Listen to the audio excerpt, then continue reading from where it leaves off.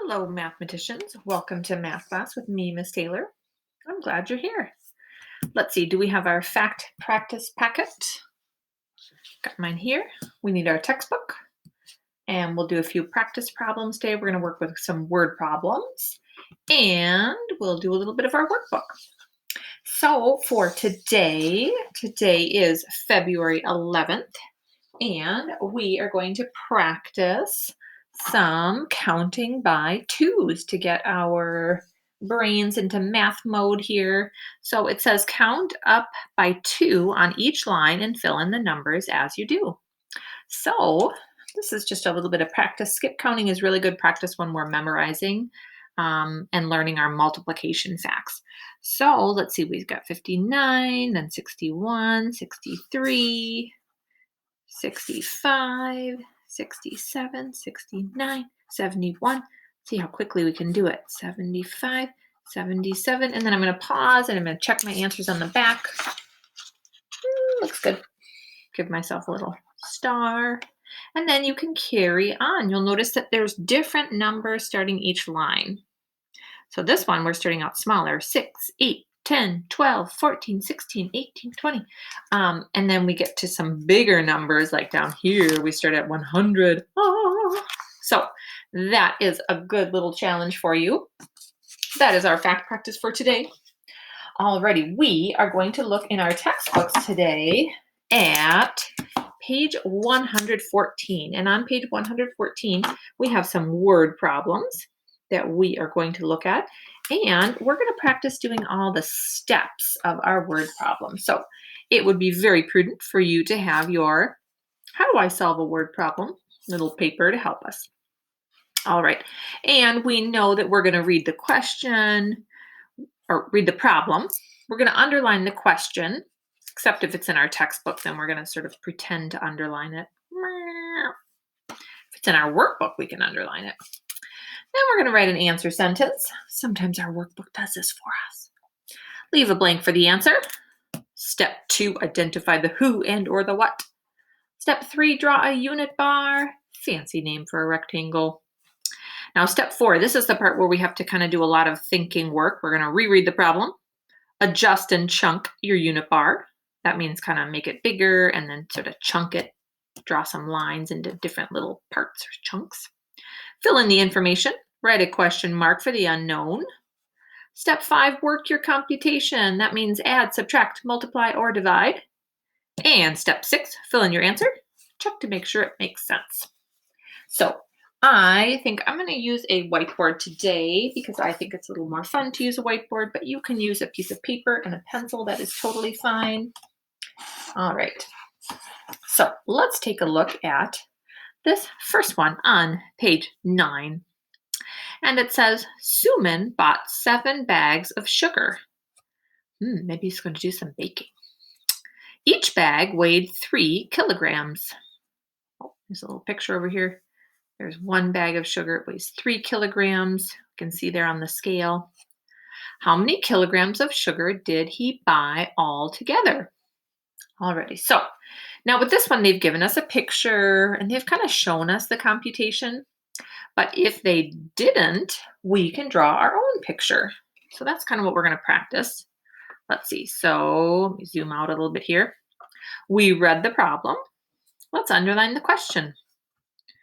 There we go. How many kilograms of sugar did he buy altogether? Let's write an answer sentence. Let's see. Oh, thank you, textbook. They did it for us. He bought blank kilograms of sugar. And they also left a blank for the answer. Thank you, textbook. All right, let's go to number 2. Identify the who and or the what. So we are talking about Suman. Oh, and actually, I'm going to go ahead and draw my 2 lines to separate. And we're talking about Suman's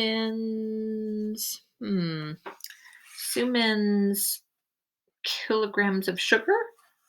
Suman's, well, I guess, yeah, they are bags of sugar, kilograms of sugar, something like that. Sugar. Ooh, this has a rare phonogram. Looks like sugar. Okay, Suman's kilograms of sugar. And then we are going to draw a unit bar. Fancy name for it, a rectangle. There we go.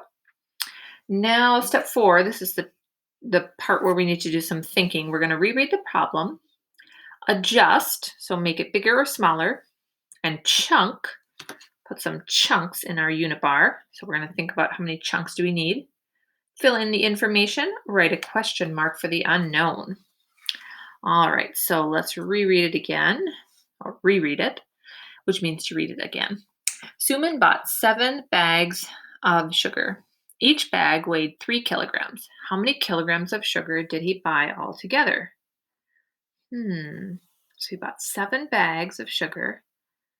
Each, there's a key word, each bag weighed 3 kilograms. So if he bought 7 bags of sugar, we need to chunk our unit bar into 7 chunks because 7 bags of sugar. 1, 2, 3, 4, 5, 6.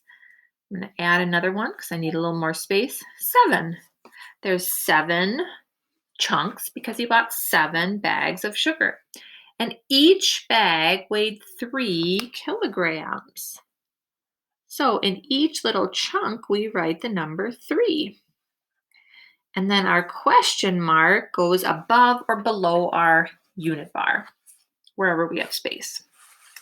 All right, and then over here, we work our computation. They've kind of helped us a little bit here. We know we're going to multiply because we have 7 bags and each bag weighed 3 kilograms. When we multiply, the groups must be equal. And here they're equal, so we can multiply. Now, the other day we practiced and we started memorizing our 3's facts. But if you haven't memorized your 3's facts yet, that's okay. You can do a little bit more practice later. You can add 3 plus 3 plus 3 plus 3 plus 3 plus 3 plus 3. Now you could do this, but you could also do 7 plus 7 plus 7 because 7 times 3 is the same as 3 times 7. Well, let's see if we get the same answer. 3 plus 3 is 6, plus 3 more, 9, 12, 15, 18, 21. And if we did 7 plus 7 plus 7, let's see, 7 plus 7 is 14, plus 7 more. Hey, it's the same. So then we go back, we cross this off, and we see, does our answer make sense? Would it make sense that Suman, he bought 21 kilograms of sugar? That makes sense. I think so, because each bag was 3, and he bought 7 of them. And we have 3, 3, 3, 7 times. Nice work, second graders. So we worked our computation. That was this part. We multiplied. And then we checked to see if our answer makes sense. And it does make sense. That would make sense if he had 21 kilograms of sugar. Okay. All right, let's try one more on this page. Let's see. How about, why don't we try, how about number 12? Some potatoes here. Okay, so we have some potatoes. Let's see. 1 bag of potatoes weighs 8 kilograms. What is the weight of 3 bags of potatoes? Okay, so we read the problem. Let's underline the question. Let's write an answer sentence.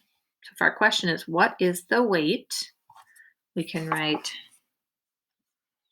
the weight of 3 bags of potatoes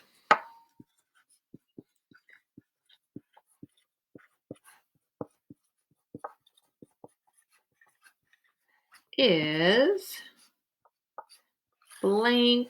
Let's see. Are we kilograms? Blank kilogram. Blank kg. Period. Okay, I've got my capital letter, my end mark. I've got a blank there.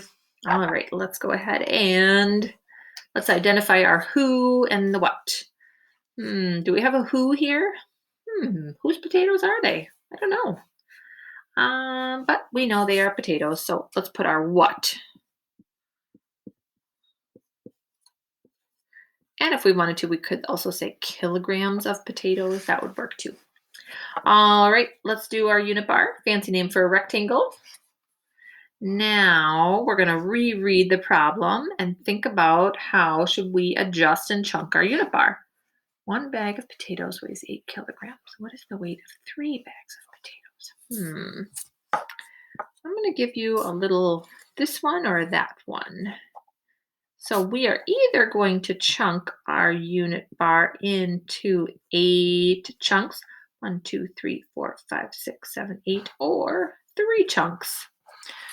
Because I see there's the number 8 kilograms, and the number 3. So if we have this one, 8 chunks, there's going to be the number 3 in each chunk. But if we only have 3 chunks, then it would look like this. So which unit bar do you think this one should be? In other words, which unit bar matches the problem? Let's see. 1 bag of potatoes weighs 8 kilograms. What is the weight of 3 bags of potatoes? What do you think? Top or bottom?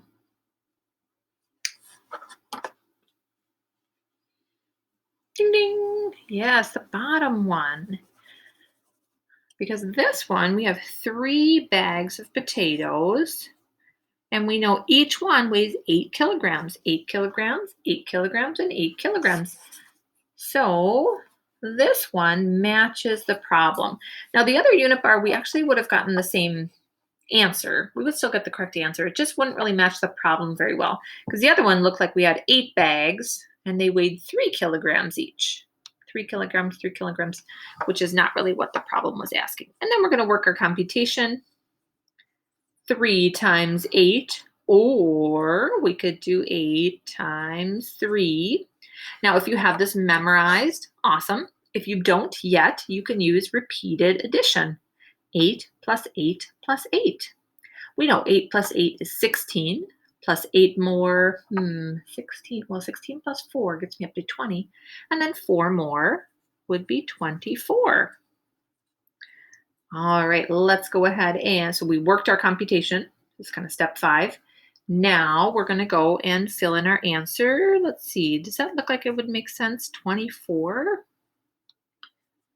Let me put my answer sentence or fill in my blank with the answer. The weight of 3 bags of potatoes is 24 kilograms.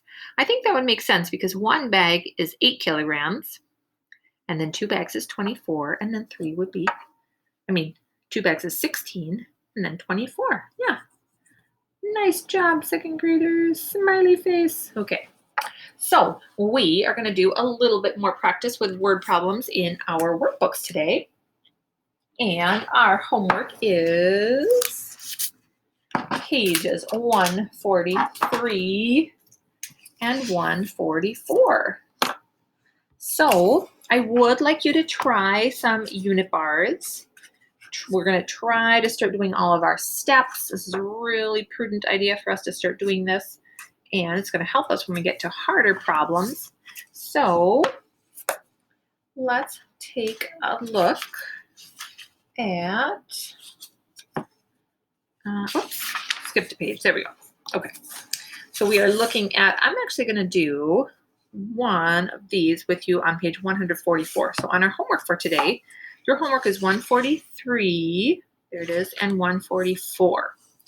And why don't let's go ahead and do, how about, let's do this one in the middle.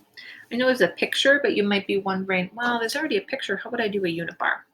So let's go ahead and try number 5 together. It says the length of each side of the triangle is 9 inches. Remember, IN means inches. What is the total length of the 3 sides of the triangle? All right, well, let's underline the question. Let's write an answer sentence. Oh, thank you, workbook. They did it for us. Thank you. What a nice workbook. Okay. Now we are going to identify the who and or the what. Actually, I'm going to do on my 2 lines here. So our who, I don't think we have a who here, do we? Do we have a what? Yeah, triangle. The total length of the triangle. Or we could say the triangle's length. The triangle's, how about the triangle's total length?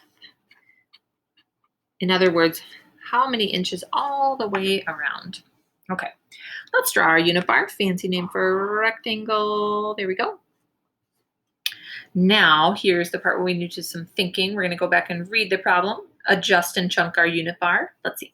The length of each side of the triangle is 9 inches. What is the total length of the 3 sides of the triangle? All right. Now, we do have a picture here, and a triangle, it's kind of a triangle, an equilateral triangle, equal sides, 9 inches, 9 inches, 9 inches. But if we wanted to draw a unit bar to match that, we're going to chunk it into 3 chunks because there's 3 sides, and each side is 9 inches. Then our question mark goes above or below our unit bar. And we know because these are equal that we can multiply. So we can multiply 3 times 9 or 9 times 3. Now again, if you already have these memorized, awesome. If you don't, that's okay. You can use repeated addition. 9 plus 9 is 18, plus 9 more. Well, 18 plus 2 is 20. Then I have 7 more. So this would be 27. I'm going to go back and cross this off, see if that makes sense. See if that looks right and fill it in here. The total length is 27 inches. 9 plus 9 plus 9. I think that would make sense. Yep, I agree. All right, so that is how we're going to do our word problems for today, students. So we're practicing trying to do all of our steps, trying to do some unit bars, and also still working on memorizing our threes facts. 3, 6, 9, 12, 15, 18, 21, 24, 27, 30, and then 33 and 36. All right, have a wonderful day, mathematicians, and I will see you again soon.